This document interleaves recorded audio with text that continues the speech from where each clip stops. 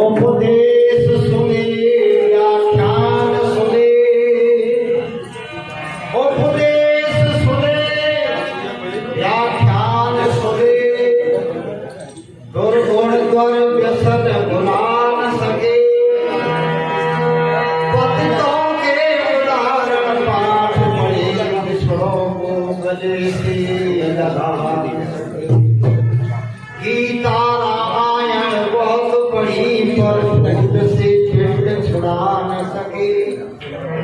बस में जिनके आनंद बसे अब तक न उसे पहचान सके। धनवान बने बलवान बने, ममता की पिपास बुझा न सके। रणधीर बने रणवीर बने, बसदा को बस में गान सके। हंस बने उमरान बने, मन मानस में लहरा न सके। बस में जिनके आनंद बसे अब तक न उसे पहचान सके।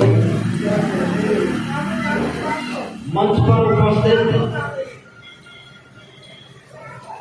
समस्त आर्य भद्र पुरुषों, सन्यासी, वानप्रस्थी, महानुभाव, उपनिषद विद्वान, धर्म प्रेमी भाइयों बहनों, माता बालकों, साथियों, ईश्वर की महान कृपा के द्वारा ये अवसर प्राप्त हुआ है। सबने मिलकर के वेद मंत्रों से आध्यात्मिक के द्वारा यज्ञ किया है और पश्चात उपनिषदों के आपने कुछ बहनों के भजन भी सुने। मैं थोड़ी सी चर्चा करूंगा। आज हमारे देश में विदेश में भी शिवरात्रि का पर्व मनाया जा रहा है। पूरे देश में और देश से बाहर या भी भारतीय भी है या विदेशी भी है, वो इस पर्व को बड़ी श्रद्धा से मना रहे हैं। हमने भी मनाया। बहुत प्राचीन समय से इन पर्वों को लोग मनाते चले आ रहे हैं। पर्व दो प्रकार के होते हैं। एक ऐतिहासिक पर्व होते हैं जो किसी समय से शुरू हुए, किसी वृत्ति के माध्यम से, किसी तारीख से, जैसे रामनवमी, राम जी के समय पे, कृष्ण जन्माष्टमी, कृष्ण जी के जन्म से, इससे पहले ये पर्व नहीं मनाए जाते। और कुछ पर्व है प्राकृतिक, प्रकृति के हिसाब से, मौसम के हिसाब से, उनकी कोई तिथि तारीख नहीं है, वो तो जाने कब से चले जा रहे हैं। ऐसे ही हमारे जो पर्व है प्राकृतिक है और कुछ पर्व ऐसे हैं जो महाभारत से पश्चात या पौराणिक स्थिति के पुराण काल से वो कथाओं के माध्यम से, लीलाओं के माध्यम से शुरू हो गए हैं। और उनमें आप किसी को समझो कि शिवरात्रि का पर्व जो आज मनाया है हमने, इसी प्रकार का पर्व स्वामी दयानंद महाराज से संबंधित है। इसको ऋषि बोध उत्सव कहते हैं। इस पर्व के दिन स्वामी जी को बोध हुआ, बोध माने ज्ञान हुआ, एक जागृति पैदा हो गई। तो सब आपने पढ़ रखी है, उसकी मैं ज्यादा व्याख्या नहीं करूंगा। महर्षि दयानंद महाराज जी के पिताजी करसनलाल तिवारी जी शिव के उपासक थे। शिव के उपासक उन्होंने अपने बच्चे से कहा कि तुम भी व्रत रखो, उपवास जिसको कहते हैं।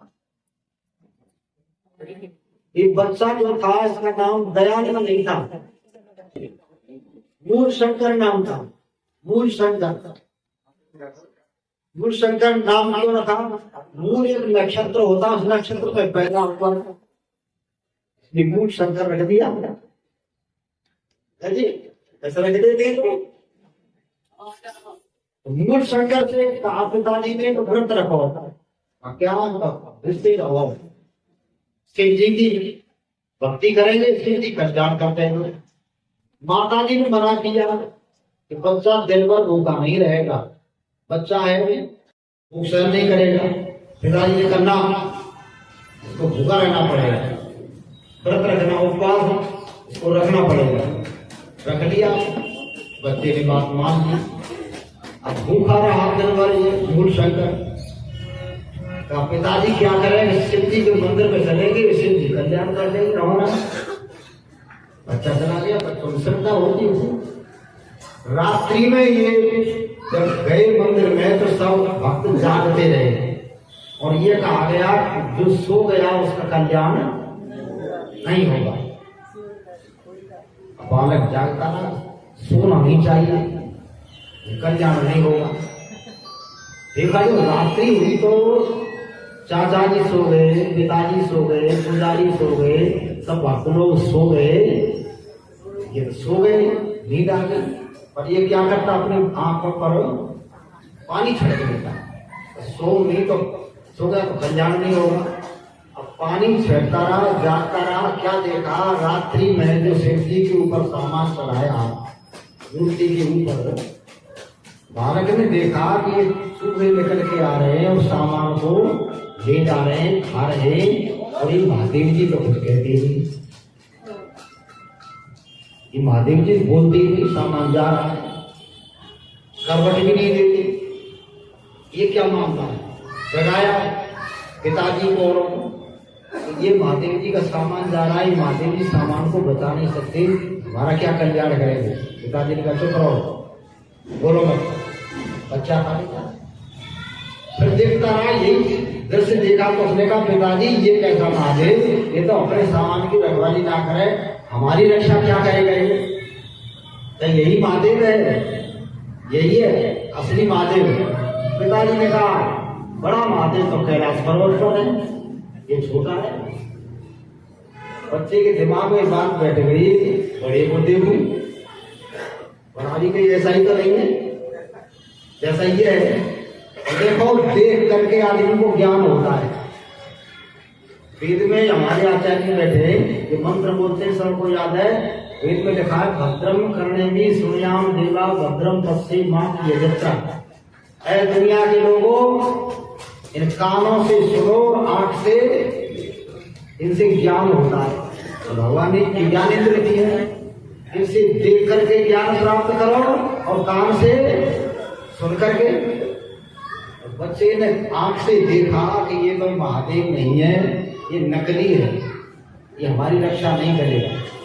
अब देखो मूर्ति पूजा सब तुम करते हो, पर 100 लोग देखते नहीं है। उसने देखा गौर, उसने चिंतन किया, कहा असली महादेव कौन है? का यही होता है और कुछ नहीं। तो रात्रि में चल दिया, चल करके कहाँ पहुंचा, मंदिर से आकर के माँ के पास। जैसे बहनी अभी सुना रही थी ना, थी रात मेरी भाई, आकर आवाज लगाई, दरवाजा खोलो माई, वो शिव जी मिला नहीं। माँ के पास पहुंचा, माता जी तुम जिसको शिव जी कहती थी वो तो सामान को रखवाली ना करे, चूहे आए सामान ले जाते रहे, वो शिव जी तो हिला भी नहीं। माता क्या उत्तर देगी बेचारी? अब माता क्या उत्तर दे? इसको उत्तर तो बड़े बड़े व्यक्ति भी नहीं दे पाते। माता चुप हो गई, कहने लगी चुप रहे, यही शिव है और कुछ नहीं। ये शिव मेरी समझ में नहीं है। वो शिव बता कि सच्चा शिव हो, हमारा कल्याण करे, ये क्या करेगा? माता ने चुप कर दिया। बच्चे के अंदर तो वो एकदम से भाव जाग गए, या ये समझो संस्कार जग गए। ये शिवरात्रि ने देश का भाग्य जगा। देश के भाग्य देखो, घटना को देख करके आदमी बदलता है।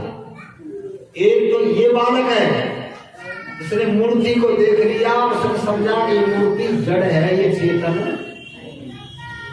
ये मूर्ति कुछ नहीं कर सकती, प्रतीक है। जैसे तुम अपना फोटो बनवा लो, तुम्हारा फोटो जो है वो कहीं रख दो, फोटो कुछ कर नहीं सकता, तुम्हारे घर की रखवाली और कर सकता है क्या?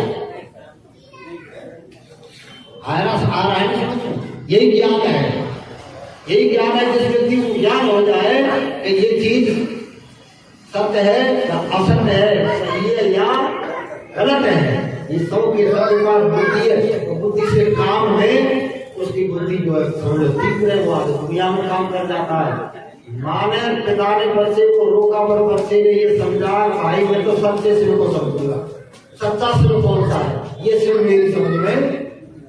एक तो ये घटना देख करके देखो ज्ञान प्राप्त करो, और एक दूसरी घटना उसी मूल शंकर की बहन मर गई। बहन, ये कहानी नहीं है, सच्ची घटना। बहन मर गई तो जमीन पर पड़ी है, न आंख चलती है, न उसकी जो सांस लेती है, न हिलती है। मूल शंकर देख रहा है ये क्या हो गया, बहन में से क्या चीज निकल गई। आंख तो मौजूद है, देखती नहीं, मुंह मौजूद है, बोलती नहीं, कान मौजूद है, सुनती नहीं, ये क्या हो गया। और शरीर जो कहते ऊपर आए, मूर्ति असली जो है वो पड़ी है, पर तो कोई चीज निकल गई। ये सब लोग हो रहे, पर ये सोचता ही रहा, तो ये क्या मामला है। लोगों ने कहा मृत्यु है, तो ये क्या होता है कि शरीर में से जीवात्मा निकल जाता है और फिर लौट करके यही आता है, उसको मृत्यु कहते हैं। जीवात्मा का शरीर का मिल जाना जन्म और वियोग हो जाना, बोलो क्या है, मृत्यु है। ये तो बड़ा मामला विचित्र है, ये तो हमारा भी होगा। बालक ने देखो देखा, दूसरा चिंतन। तीसरा उनके चाचा की मृत्यु हुई टंकारा नाम के गांव में, गुजरात में। चाचा की मृत्यु हुई तो चाचा का भी यही हाल, जमीन पर लेटे न बोले न, वो खिलाते थे। ये क्या हो गया, मृत्यु।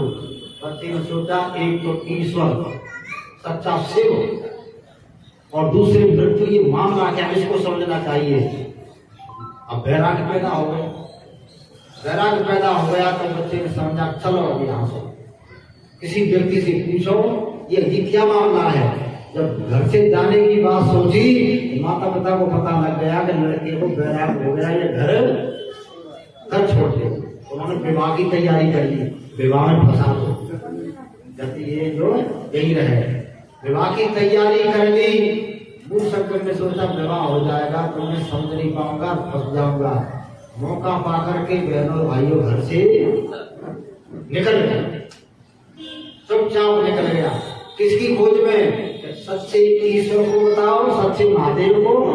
ईश्वर को महादेव कहते, सच्चे ईश्वर को बताओ मृत्यु क्या है। बड़े बड़े साधु संतों से मिला, घर से निकल के चला गया, वापस घर नहीं आया। अकेला लड़का था, पिताजी पूछते रहे।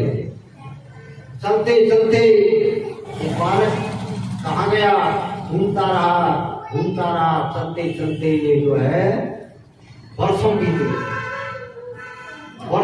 गए। साधु सन्यासियों से कहा बताओ महादेव कहाँ है। किसी ने कहा कैलाश पर्वत पर देखा तो कोई मिला जो गांव में। हमने ये तो वैसा ही है, समझ में नहीं आता। असली बताओ, हम लोग कह रहे असली हम जानते नहीं, असली हम जानते नहीं, यही जानते हैं। वर्षों तक चक्कर लगाते लगाते बहनों भाइयों, कितने वर्ष बीते, 14 वर्ष। रामचंद्र जी 14 वर्ष वन में रहे और ये 14 वर्ष भगवान को खोजते रहे। मानपुर जो है 14 वर्ष के पश्चात कहाँ गया। चलते चलते सारे देश में घूमा। सन्यासियों ने इनके इसके जेवर आभूषण उतार लिए, सब कुछ ले लिया, पढ़ाया लिखाया लोगों ने, पर वो सच्चा सिर किसी ने। तो एक संत मिला जिसका नाम था पूर्णानंद। ऐसे संत कोई मिल गए। पूर्णानंद से जाकर के कहा महाराज मुझे अब तुम संन्यास दे दो, संन्यास दे दो। ये आपने कई बार सुना है, मैं सुनाता रहा, आज अवसर है इसलिए पूर्णानंद से कहा मुझे संन्यास दे दो। पूर्णानंद ने देखा ये जवान बड़ा सुंदर और स्वस्थ और सन्यासी बनना चाहता है। तो पूर्णानंद ने ये बात कही, कविता की 2-3 लाइन सुनकर पूर्णानंद संत क्या कहने लगे, काम क्रोध मद मोह लोभ तेरे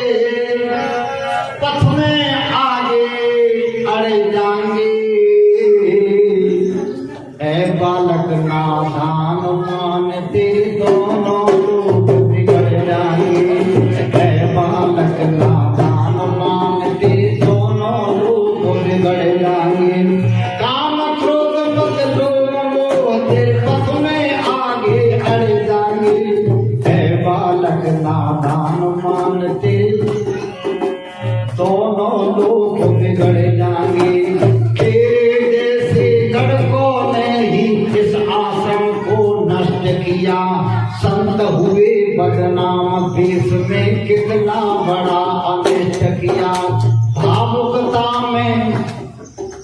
भावुकता में बन सन्यासी अपना जीवन भ्रष्ट किया। सदाचार का बाना त्यागा, अनाचार को पुष्ट किया। बाली उम्र में साधु बन के घोर नरक में पड़ जाएंगे। ऐ बालक दान मानते दोनों लोग बिगड़ जाएंगे। ऐ बालक नादान मानते दोनों लोग बिगड़ जाएंगे। काम क्रोध मद लोभ पथ में आगे अड़ जाएंगे। ऐ बालक नादान मानते दोनों लोग। कहने लगे सन्यासी मत बने, बहुत कठिन है। स्वामी जी वैसे हमारे पास एक आर्य समाजी सन्यासी बन गया कोई और घर से भी चल गया और खाने को नहीं मिला और मांगना आता नहीं। एक दिन भूखा रहे, 2 दिन भूखा रहे, तीसरे दिन कपड़े उतार के चला गया। बहुत मुश्किल है क्यों जी, बहुत मुश्किल है। ये आर्य समाजी भीख नहीं मांगते और सन्यासी भीख मांगते हैं। उनके पास विद्या होती नहीं और भीख भी कोई डालता नहीं। इन आर्यों के पास तो विद्या सन्यासी कोई बनता जो कुछ जानता है। आर्य समाज के सन्यासी जो है ये बड़ाई नहीं कर रहा। अन्य सन्यासियों में तो गायत्री मंत्र तक बोलना नहीं आता और सन्यासी बन गए। कहा भगवान को याद करें क्या सन्यास बोला। कहने लगे सन्यासी मत बने, बहुत कठिन है। बड़े बड़े लोग फिसल गए तो क्या करूं महाराज, तो ब्रह्मचारी रहे। और पूर्णानंद का ब्रह्मचारी रहना भी बड़ा कठिन है। जीवन भर ब्रह्मचारी रहना बहुत कठिन है। हर व्यक्ति नहीं रह सकता। पता नहीं कब आदमी फिसल जाए, कब गिर जाए। बड़े बड़े व्यक्ति जो है ब्रह्मचारी रहे और कुछ जब उम्र बड़ी उम्र में जाकर के गिर गए, पत्ते तो हो गए, तो क्या कहा उन्होंने, ब्रह्मचर्य का काम कठिन है, तेरी है नादान उम्र, पग पग पर फिसलन का डर है, जहरी है नादान उम्र, पग पग पर फिसलन का डर, जहरी है नादान उम्र। ब्रह्मचर्य का काम कठिन है,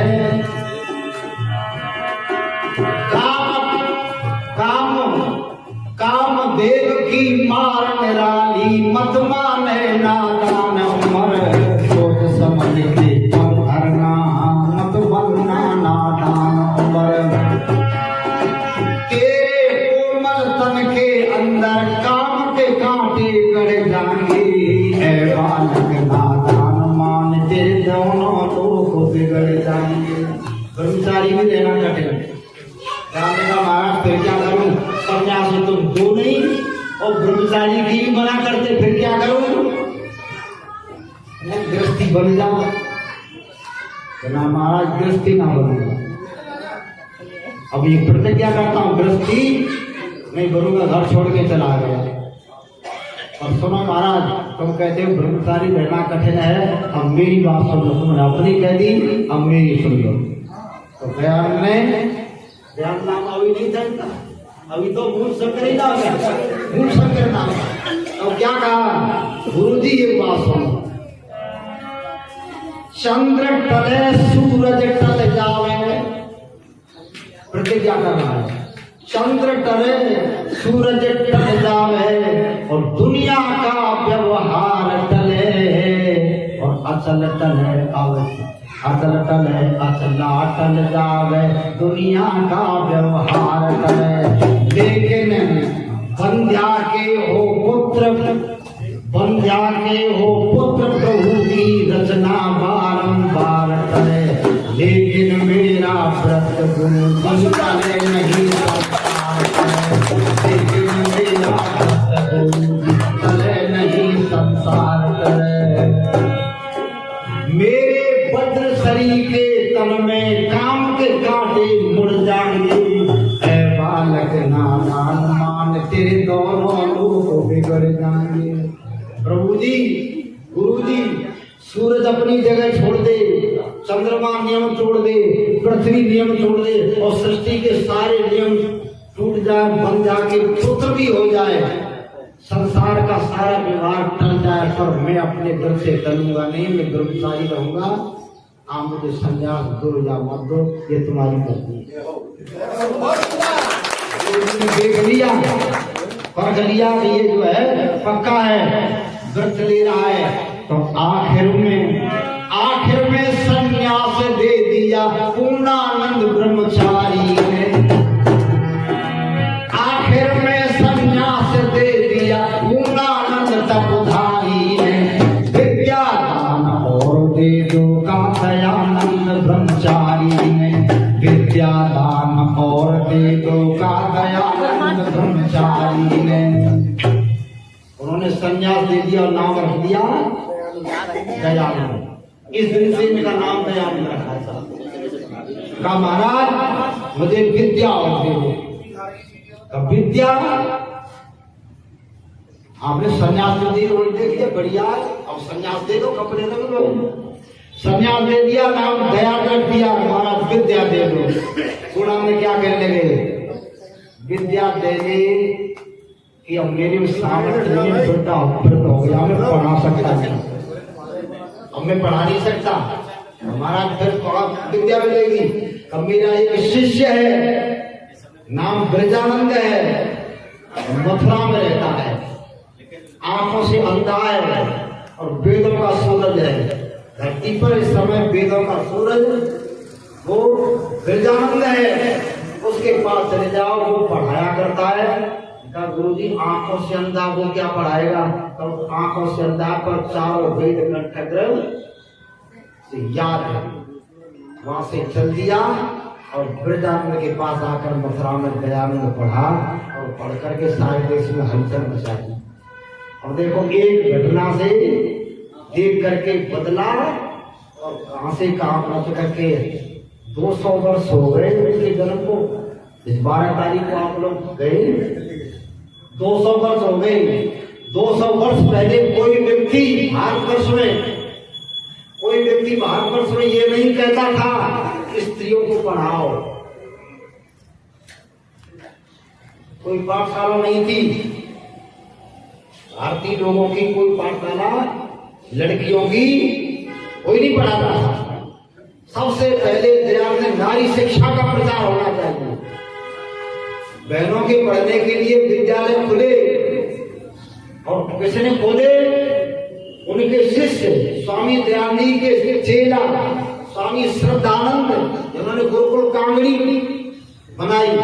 स्वामी श्रद्धानंद की 2 लड़की थी जिन्होंने गुरुकुल कांगड़ी, उनकी दोनों लड़की, उन्होंने कहा पढ़ाओ लड़कियों को भाई। लड़कियों को पढ़ाने का भैया ईसाइयों के गुरुकुल अंग्रेजों का राज था। ईसाइयों के स्कूल में लड़कियों को पढ़ने भेज दिया। एक लड़की का नाम था वेदवती, मुझे दूसरी का नाम याद नहीं आ रहा है। दोनों बहन जब पढ़ने गई विद्यालय में, स्वामी श्रद्धानंद की लड़की, तो क्या पढ़ाते थे उन विद्यालय में ईसाइयों में, प्रार्थना बोलते हैं सवेरे प्रार्थना बुलवाते कहते बोलो ईसा ईसा बोल तेरा क्या लगेगा बोल, ईसा तेरा राम रमैया, ईसा तेरा कृष्ण करेंगे। लड़की सीख आई प्रार्थना को, आगे स्वामी श्रद्धानंद को सुनाई। स्वामी श्रद्धानंद को पिताजी प्रार्थना सुनाओ क्या प्रार्थना करती हो। ईसा ईसा बोल, ईसा मसीह को मानते थे वो लोग, ये सिखाते थे। ईसा ईसा बोल तेरा क्या लगेगा बोल, ईसा तेरा राम भैया, ईसा तेरे कृष्ण कन्हैया, ईसा ही राम है, ईसा ही कृष्ण है, ईसा ईसा बोलो।